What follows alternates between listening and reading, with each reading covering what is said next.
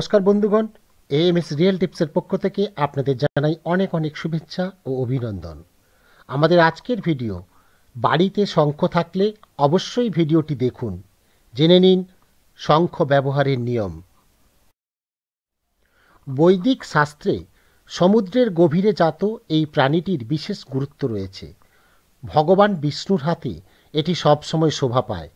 শঙ্খকে ভগবান বিষ্ণুর প্রতীক বলে মানা হয়, আর এটা বিশ্বাস করা হয় যে শঙ্খের আওয়াজে যে কোনো নেতিবাচক শক্তি দূরে পালিয়ে যায় এবং পজিটিভ এনার্জি সৃষ্টি হয়। ভগবান বিষ্ণুর হাতে যে শঙ্খ রয়েছে তা পাঞ্চজন্য নামে বিখ্যাত এবং তা হিন্দু ধর্মে পূজিত হয়। হিন্দু ধর্মে শঙ্খ দুভাবে ব্যবহার করা হয়, এক বাজানোর কাজে আর দুই পুজোর কাজে। একথা প্রচলিত যে যে ব্যক্তি প্রতিদিন শঙ্খ বাজায় তার হৃদরোগে আক্রান্ত হওয়ার সম্ভাবনা প্রায় থাকে না বললেই চলে। বরাহ পুরাণ অনুসারে শঙ্খ না বাজিয়ে মন্দিরের দরজা খোলা উচিত নয়। বাঁদিকে মুখ যে শঙ্খের তার নাম বামাবর্ত। এই শঙ্খ যদি পুজো শুরু করার আগে ও আরতি করার পর বাজানো হয় তাহলে পুজোর সম্পূর্ণ ফল লাভ হয়। শাস্ত্র অনুসারে বাতাসে ৩ রকম তরঙ্গ আছে বলে বলা হয়: সদ্ভাব, রজভাব ও তমভাব। রজ ও তমভাব হতাশা দূর করে।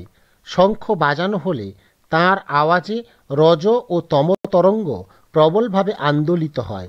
তাই শঙ্খের আওয়াজ তরঙ্গায়িত হয়ে আমাদের কানে প্রবেশ করলে তা আমাদের মনে এক অনাবিল আনন্দের অনুভূতি সৃষ্টি করে। তার ফলে মনের সমস্ত হতাশা দূর হয়ে যায়। একথা বিশ্বাস করা হয় যে পূজার সময় শঙ্খ বাজানো হলে তার আওয়াজ স্বয়ং বিষ্ণুকে আন্দোলিত করে এবং তার দৃষ্টি পূজস্থলের দিকে আকর্ষিত হয়।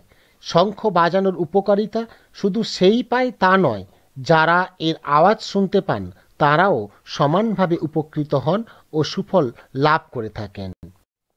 তবে শঙ্খ পবিত্রভাবে বাড়িতে রাখা উচিত, না হলে তার বিরূপ প্রভাব পড়তে পারে।